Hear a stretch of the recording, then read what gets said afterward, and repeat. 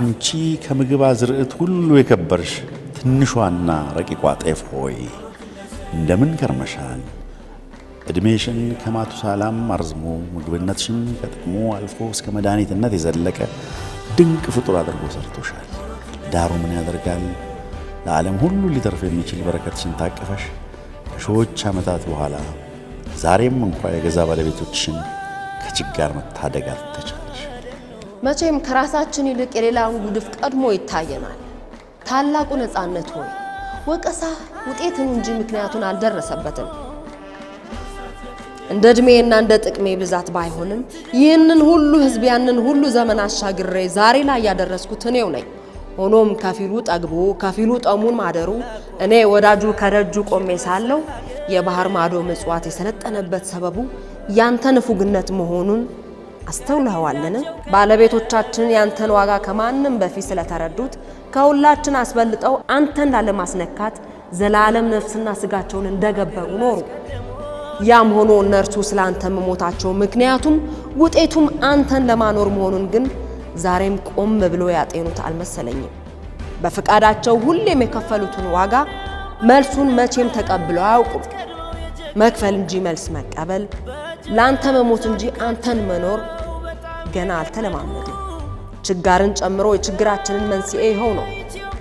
አንተስ ብትሆን ያለ ማመንታት ተሽቀዳድመው ለሞትልህ ባለቤቶቻችን አንድስ ቀን እንኳን ያለ ልዩነት ተካፍለው እንዲኖሩ ከመንበር ወርደህ የትኛው ችግረኛ ደጅ ቆመህ ታውቃለህ? በደምና ባጥንት ደልበ የክትና የዝና ጌጥ ከመሆን አልፈ የድሎትና የእፎይታ ምንዛሬ የምትሆነው መቼ ይሆን ብላ ኩም አደረገችው። ጣነትና ጤፍ በዚህ የስዕል አውደ ርዕይ ላይ በምን እንደተቆራኙ አልገባኝም። ነገር ግን ወደዚህ ስፍራ ስመጣ ደጅ ላይ የተሰጠኝ ብሮሸር ላይ ጤፍና ነፃነት ከዚህ ስዕል አውደ ርዕይ ላይ በሆነ ነገር እንደተገናኙ አንዳች ምክንያት ሊኖረው እንደሚችል ሰዓሊው እገምታለሁኝ። የበለጠ ግን ሰዓሊው በቀለ መኮንን የዘመናት ስራዎቹ በዚህ የስዕል ስራዎቹ ላይ ዲስፕሌይ ላይ አውጥቷል። ብዙዎች እየተመለከቱት ይገኛሉ። በዚህ ጉዳይ ላይ ሐሳብ እንዲሰጠኝ ነገሩን ሁሉ ከሱ ለመረዳት ወደሱ አሻግራችኋለሁ።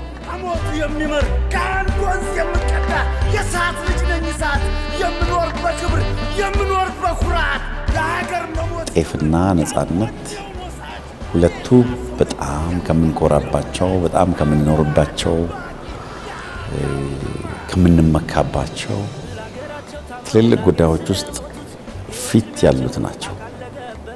ጤፍ ከሺዎች ዓመታት በፊት ከአረም መሃል ጥበበኛ ኢትዮጵያውያን ለይተው ምግብ ብቻ አይደለም መድኃኒት እስከ መሆን የዓለም ምግብ ወደ መሆን የመጣ ነው። ነፃነት ደግሞ ለኢትዮጵያውያን ምን ማለት እንደሆነ ማስረዳት የሚያስፈልግ አይመስለኝም። ይሁን እንጂ ከስንት ሺህ ዓመታት በፊት የተገኘ ጤፍ ልንዝናናበት ሲገባ ምግብን ኢንጆይ ልናድረግ ሲገባ ዛሬም ሙሉ በሙሉ እየተመገበን አይደለም። ጤፍ ነሴሲቲያችን ነው እንጂ ኢንጆይመንታችን አይደለም። ዛሬም ጠኔ ያለብን ነፃነትም ለነፃነት ሁለቴ ሳናስብ ሕይወታችንን ለመስጠት ኢትዮጵያውያን አይታሙ። ጠላትን ለመመለስ ድንበራቸውን ለመጠበቅ ለነፃነት ይሞታሉ እንጂ ነፃነትን ኖረው ታያውቁ። ለነፃነት ሞተው ወደ ቤታቸው ሲመለሱ ስለ ነፃነት መመንዘር፣ በነፃነት ስለመኖር ነፃነትን ዩቲላይዝ ማድረግ እለት ከእለት መኖር የሚባል ነገር ጠይቀውም ኖረውም አላውቁ። ስለዚህ በሁለቱ ላይ የተነሳ ጥያቄ በዚህ መነሻ ሐሳብ ላይ እንደ ማብራሪያ አይደለም የተሰሩት ወይም እንደ ኢሉስትሬሽን አይደለም የሚሰራው ስዕል። እሱን ሐሳብ መሰረት አድርጎ ወደ ስነ ጥበብ ቋንቋ የመለወጥ ነገር ነው። እዛ ውስጥ እንግዲህ ሰው ይህንን ዋና ሐሳብ ሴንትራል ሐሳብ ከያዘ ሁላችንም ስለ ሁለቱም እንግዶች አይደለንም። እዚህ ሀገርም እንኖር ሰው ኢቭን አፍሪካውያን ለዚህ አዲስ አይደለንም። የየራሳችን አመለካከት፣ የየራሳችን ኑሮ፣ የየራሳችን ኤክስፒሪየንስ አለን። ስለዚህ በየራሳችን እንድንተረጉመው የሚሰሩ ናቸው። እንግዲህ እኔ ከኋላዬም አሁን የምታየው ነገር አለ። ሙሉ አካሉ ከጥቁር ጤፍ ነው የተገነባው። ጥቁር ጤፍ ነው እንዳለ ጥቁር ጤፍን እንደ ኦብጀክት እንደ ሀሳብም ጭምር አሁን ያወራሁልሽን ነገሮች እንደ ሀሳብም እንደ ኦብጀክትም ተደርጎ የተጠቀምኩበት ነው።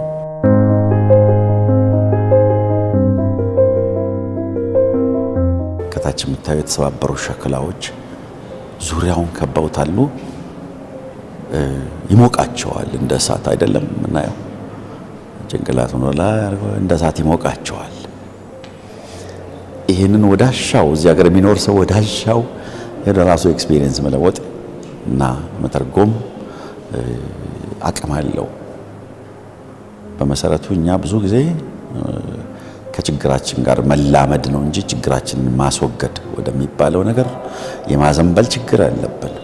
እነዚህ የተሰባበሩ ዙሪያው ያሉ ፌልድ የወደቅንባቸው ሀሳቦች፣ የወደቅንባቸው ስራዎች፣ የወደቅንባቸው ታሪኮች ጋራ ተስማምተን እንኖራለን። ከጠኔያችን ጋራ ተስማምተን እንኖራለን። የመስማማት የመላመድ ነው እንጂ የማስወገድ አመል የለንም። ይህንን መጠየቅ ፈለግኩ እና ይሞቀዋል። አይተሻል፣ ተመስገን ያለ ይሞቀዋል። ይህንን ሁሉ ውድቀት ይሞቀዋል። ተላምዶት ወደ መኖር ያዘነበለ ነው። ቤት ጣራ 7 ቦታ ሲያፈስ 7 ፖፖ እንገዛለን እንጂ ጣሪያውን ለመድፈን አንሄድም። ይህን ነገር ሁላችንም ማረም አለብን። በዚህ የተገነባ አስተሳሰብ ስለ ነጻነት ካለን ጉዳይ ጋር ይያያዛል።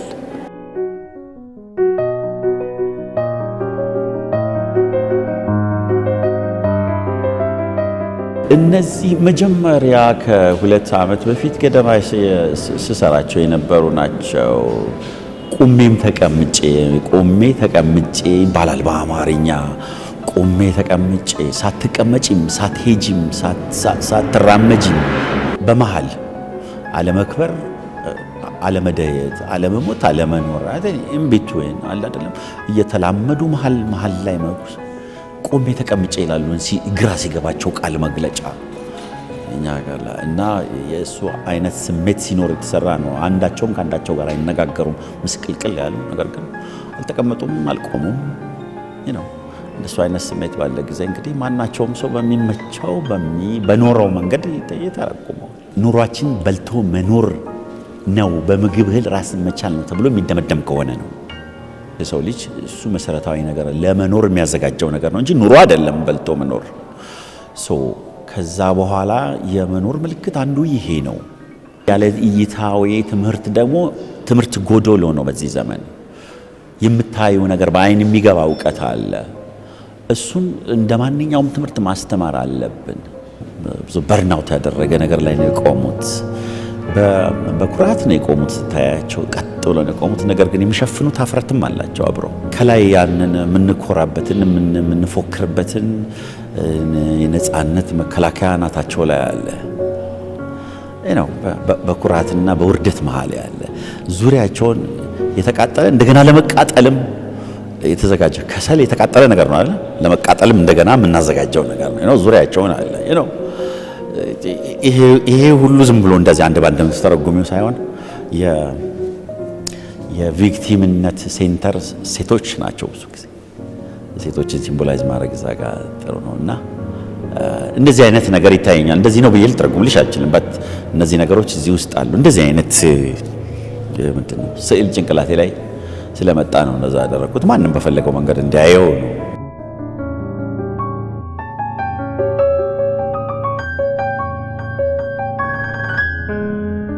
እነዚህ እንግዲህ የምታያቸው በተለያየ ጊዜ ለ30 ዓመታት ሲታዩ ከነበሩ ኤግዚቢሽኖች፣ በጣም ብዙ ኤግዚቢሽኖች መሃል ግማሹ ውጭ ሀገር ሄዶ፣ ግማሹም ዲስማንትል ተደርጎ፣ ግማሹ ሰው እጅ ገብቶ፣ ግማሹ ኔጋ እየቀሩ ናቸው እና እዚህ መሃል ከ10 በላይ ኤግዚቢሽኖች ውስጥ የተወጣጣ ነው። የተወጣጣ ስልሽ ከእያንዳንዱ በሰው እጅና በኔ እጅ የቀሩት ናቸው። ውጭ ሀገር ከሄዱ ከተለያዩት የቀሩት ናቸው። የቀሩትን አትሊስት ቤት በኩል መጥቼ እዚህ ጋር መጣው። ከማቴሪያል አንጻር፣ ከሀሳብ አንጻር ከሰው ጋር በነበረኝ ኮሚኒኬሽን አንፃር ምን ነበረ የሚል ሰፊ ጊዜ ከቨር የሚያደርግ ነውና እሱንም አትሊስት አንዴ ብቻ ስለታዩ ሰው ብዙ የሚያስታውሷቸው ሰዎች አሉ እና ገርሞኛል። እኔም ራሴ ይሄን እኮ አውቀዋለሁ እንዲህ ተማሪ ሆኜ ምናምን የተለያየ ጊዜ የነበሩትን እንደዚህ ከሰው ጋር ሰብስቤ እኔም ጋር የነበሩትን እንደዚህ በዚህ አዳራሽ ውስጥ ያሉት እነሱ ናቸው። እነዚህ አዲስ አይደሉም በሙሉ በዛኛው አዳራሽ ያሉት ናቸው አዲሶቹ።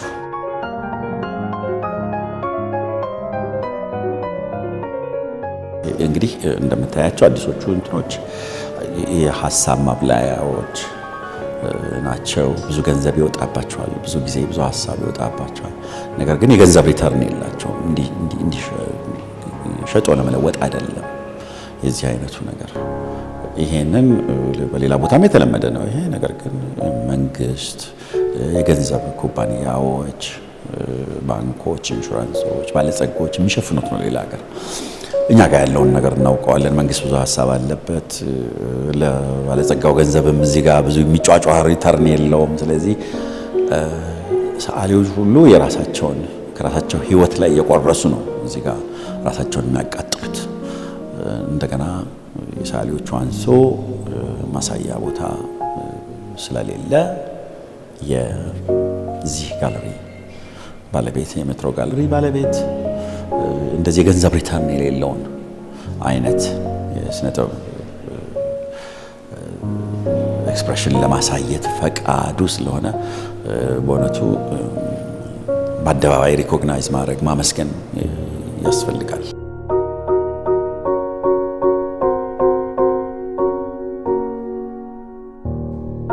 መጀመሪያ ሁሉ ጊዜ ኤግዚቢሽን ሲሰራ ወይም የስዕል ትርኢት ሲሰራ ምክንያት ይኖረዋል ወይም ዲዛይን ይኖረዋል።